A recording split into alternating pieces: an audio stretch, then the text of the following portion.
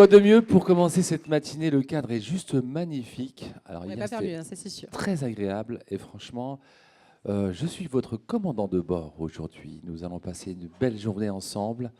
Nous allons faire de belles rencontres. Nous allons échanger. Nous allons apprendre et repartir avec plein de belles idées dans nos têtes. Et pour commencer cette matinée, en tout cas, je voudrais encore qu'on applaudisse Tamir Orfi, s'il vous plaît.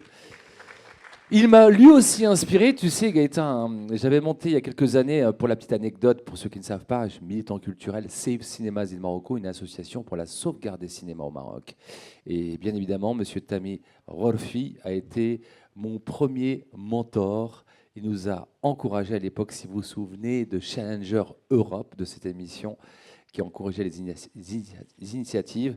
Et je remercierai jamais assez Tamir Orfi de m'avoir soutenu dans cette initiative. Dans cette transmission finalement. Exactement. Bravo. On est dans Écoute, la mon cher transmission. ami, je Alors, te passe le relais peut-être. Je vais te laisser continuer. Merci. Merci et bon courage. Quelle responsabilité que de prendre la main après Gaëta, qui vous a enchanté toute la journée hier. On la retrouvera certainement ce soir. Hein. On va clôturer ensemble. Eh bien, on va aborder un sujet qui va certainement vous ravir, mesdames.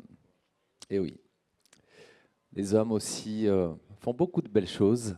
Et nous avons le plaisir d'avoir un monsieur, Salim Chedadi, directeur général délégué de Babynest. Alors lui, il s'occupe des enfants. La crèche d'entreprise, c'est certainement quelque chose qui vous parle. Eh bien, aujourd'hui, mesdames et messieurs, faites un tonnerre d'applaudissements pour Salim Chedadi, directeur général de Babynest, pour nous parler de la crèche d'entreprise. Si Salim, bonjour. Merci beaucoup. Déjà là, François Fatou. François Fatou, s'il vous plaît, on l'accueille, pardon, je l'ai... Il devait arriver juste après, mais tu arrives vite, c'est bien, c'est bien. Hein. Flash. Salim Fatou, consultant, donc il parlera, il complétera après l'intervention, n'est-ce pas, de Salim Chedadi, justement, sur la diversité et le genre. Vous êtes consultant, notamment avec la GIZ, et je vous propose de vous installer le temps que Salim Chedadi nous fasse son intervention. Merci. Alors avant de commencer, une question. À combien estimez-vous le coût du turnover après congé maternité dans votre entreprise? Et si votre réponse est « je ne sais pas », vous êtes au bon endroit. Et si votre réponse est 0, c'est encore mieux, parce que c'est sûrement faux. Ce coût, on le sous-estime souvent, mais pourtant il existe. La bonne nouvelle, c'est qu'il y a des moyens pour le baisser. Et donc, c'est de ça que je viens vous parler aujourd'hui. Pendant longtemps, les entreprises ont mis une frontière très claire. D'un côté, le travail, et de l'autre, la vie privée. Donc, ce qui se passait dans la vie privée d'un collaborateur, ça regardait que lui. Mais cette frontière, elle n'existe plus. Et ce qui se passe dans la vie privée d'un collaborateur, le soir, le week-end, pendant les vacances scolaires, ça ne reste pas en dehors, ça entre avec lui au travail. Et une entreprise qui dit « moi, la vie privée de mes collaborateurs, ce n'est pas mon problème », eh bien, elle se trompe. Et il y a, dans la vie d'un collaborateur ou d'une collaboratrice, un moment qui prend beaucoup de temps, d'énergie et de place dans la tête. C'est l'arrivée d'un enfant. Et un tout petit, c'est fragile. Et un parent, où qu'il soit, il pense à son enfant. Est-ce qu'il va bien? Est-ce qu'il est bien gardé? Ce parent, il peut être à son bureau, mais en fait, sa tête est ailleurs. Alors, qu'est-ce qu'on fait en tant qu'entreprise pour répondre à ce sujet? Pendant longtemps, on a utilisé des outils. Le salaire, la voiture de fonction, le télétravail. Mais ils ne répondent pas à cette problématique. Et pour y répondre, aujourd'hui, il faut aller un cran plus loin.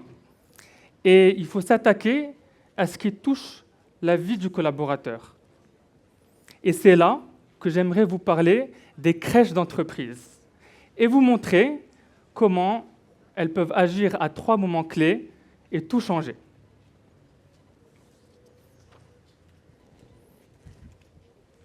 On commence par attirer. Alors, excusez-moi, j'ai un petit bug technique.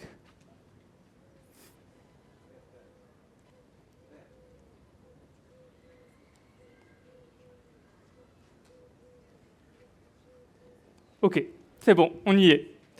Alors, au Maroc, on devient parent en moyenne à 29 ans.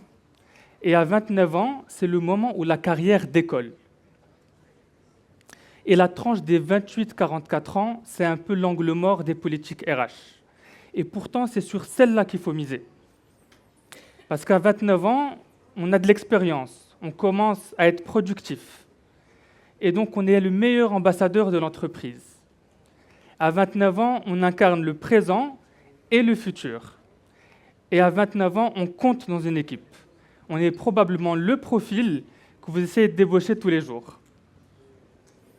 Pour les attirer, montrez-leur qu'ils n'auront pas à choisir entre la carrière qu'ils aiment et le bien-être de leurs enfants, sans compromis ni sacrifice.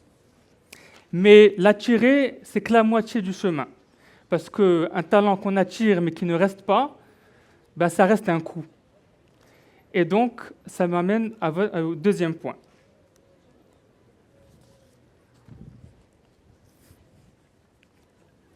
Retenir. Donc, on a attiré un talent. Il est là. Il a signé. Maintenant, deuxième question, et c'est la plus complexe. Est-ce qu'il va rester ? Alors, une femme sur 7, c'est 15% de femmes en moins dans les secteurs du marketing et de la vente au Maroc au fil des années.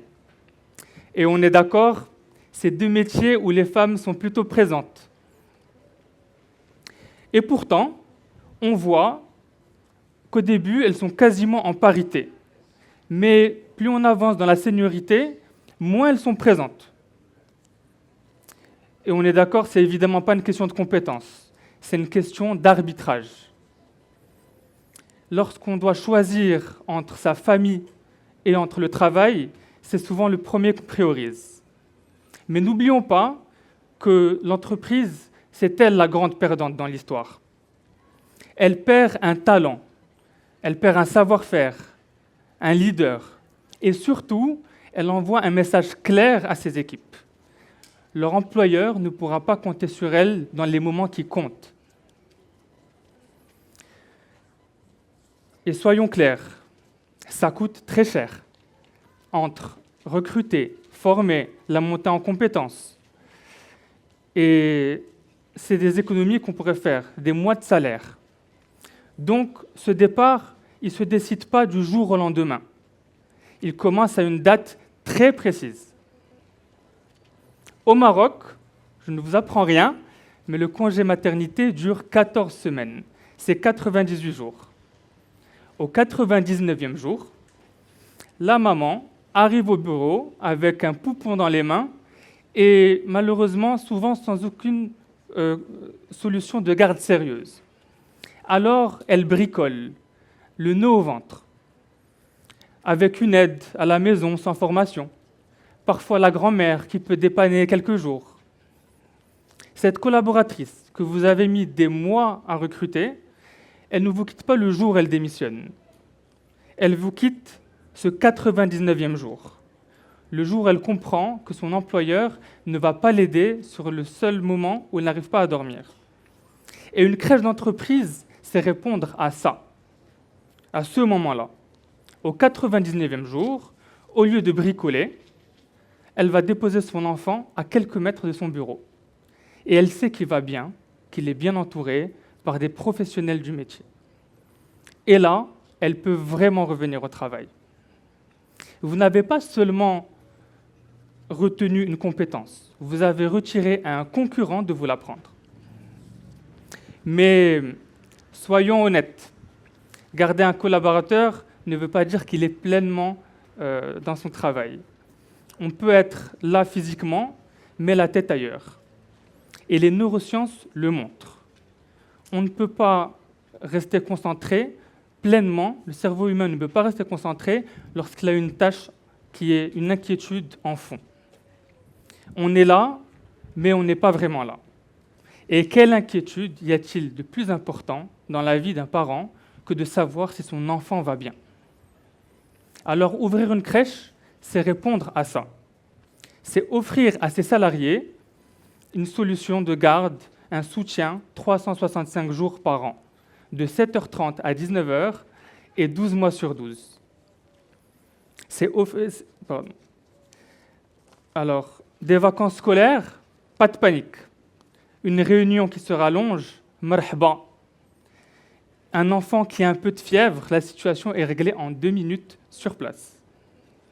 Un parent rassuré, c'est un collaborateur qui est pleinement engagé, qui est reconnaissant d'avoir un employeur qui est là dans les moments qui comptent. Et je sais à quoi vous pensez, que la crèche, c'est un gros projet. En réalité, c'est plus accessible qu'on pense, si on est accompagné par un professionnel. Et surtout, ça se rentabilise. Attirer mieux, garder plus longtemps et performer davantage. Ces coûts-là sont plus importants que la mise en place d'une crèche. Donc, si je résume, attirer, retenir et performer. Les 3 défis de toute politique RH.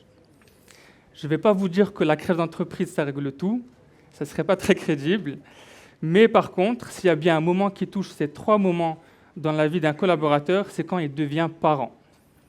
Et c'est ça la force d'une crèche d'entreprise.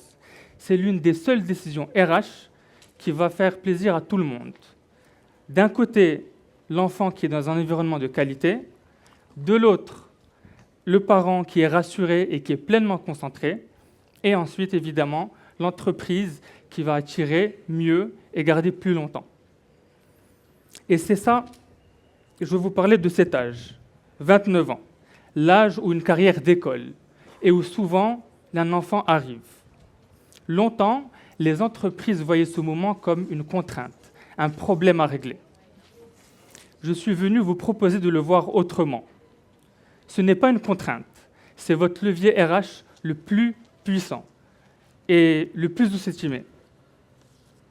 Chez BabyNest, on accompagne les entreprises de la conception de la crèche jusqu'à la gestion quotidienne. Si ce sujet vous parle, venez me voir, je suis en corner C18, qui est donc derrière la zone premium. Et je ne crois pas que le seul sujet aujourd'hui du monde du travail, ça soit la technologie.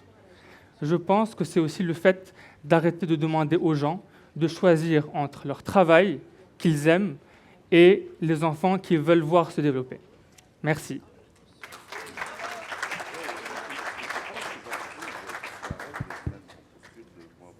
Oui, merci. François Fatou, donc je travaille pour la GIZ et j'accompagne des entreprises dans leur politique d'égalité. Peut-être 2 remarques rapides par rapport à ce qui a été dit. Merci, Salim. C'est vrai qu'au Maroc, un des freins majeurs au travail des femmes, c'est le non-partage des responsabilités familiales. C'est qu'effectivement, la gestion des enfants est assumée quasiment exclusivement par les femmes. 2 manières de dépasser cette contrainte, c'est effectivement la mise en place de crèches, sachant que les crèches, ce qui est intéressant, c'est qu'elles bénéficient aussi bien aux femmes salariées qu'aux hommes. Et dans l'expérience, effectivement, des crèches que j'ai pu suivre, eh bien, on voyait des papas qui déposaient leurs enfants et ils étaient très contents. Je dirais que pour les nouvelles générations, il y a une attente de la part des pères, justement, à pouvoir s'investir. L'autre levier, et d'ailleurs, pour terminer sur ce point-là, la GIZ se propose d'accompagner des entreprises qui se posent la question, parce que c'est vrai qu'il y a un certain nombre de contraintes financières, techniques, mais qui peuvent être dépassées. Je dis ça parce qu'en France, par exemple, nous avons plus de 50 000 places de crèches d'entreprise. Et ça a été un des leviers majeurs pour les entreprises dans leur politique d'égalité, justement, de pouvoir fidéliser ces talents. L'autre levier, pour effectivement faire en sorte qu'il y ait un réel partage des tâches domestiques et parentales, c'est l'allongement du congé de paternité. Je dis ça parce que la fonction publique, maintenant, prévoit 15 jours de congé. Au sein, effectivement, des entreprises privées, nous sommes qu'à 3 jours. Et il est difficile, effectivement, pour les hommes, même pour les nouvelles générations, de s'investir si on ne leur donne pas la possibilité aussi de découvrir les contraintes, mais aussi les joies de la parentalité. Voilà quelques leviers intéressants sur lesquels, effectivement, quelques entreprises se sont engagées au Maroc. Et c'est peut-être aussi par le biais du Club des femmes DRH qu'on pourrait étendre ces mesures, voir si on a un nombre suffisamment d'entreprises, de faire en sorte que les pouvoirs publics assument aussi leurs responsabilités. À un moment donné, les ministères avaient annoncé la nécessité de créer plus de 500 000 places de crèches au Maroc. On en est encore loin, mais c'est vrai que les entreprises peuvent jouer un effet de levier tout à fait intéressant. Et c'est aussi tout l'intérêt de ces forums, justement, que de pouvoir échanger et faire en sorte que nous puissions avancer dans ce domaine. Merci. Merci François Fatou. Et Salim Chel a dit, on les applaudit bien fort, s'il vous plaît. Merci. Alors, je le rappelle, merci, je vous laisserai rejoindre vos places. On a fini. Merci.